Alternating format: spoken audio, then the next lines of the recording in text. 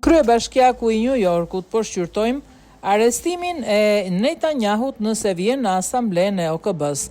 Kryebashkiaku i New Yorkut, Zoran Momdani, deklaroi se administrata e tij po shqyrton mundësinë e arrestimit të kryeministrit izraelit Benjamin Netanyahu nëse ai udhëton në qytet për të marrë pjesë në asamblenë e përgjithshme të Kombeve të Bashkuara e planifikuar për muajin shtator. Në një deklaratë publike ai tha se beson se Netanyahu duhet përballet me drejtësinë ndërkombëtare.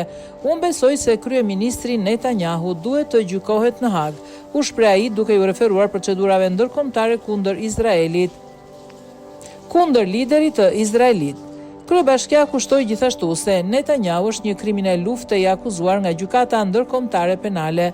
Deklarata e tij vjen në një kohë kur pritet që shumë lider botëror të marrin pjesë në punimet e Asamblesë së Përgjithshme të OKB-s në New York, ndërsa çështja e urdhër arrestit të lëshuar nga gjykata ndërkombëtare e penale ndaj Netanyahu vazhdon të jetë objekt debatesh në arenën ndërkombëtare.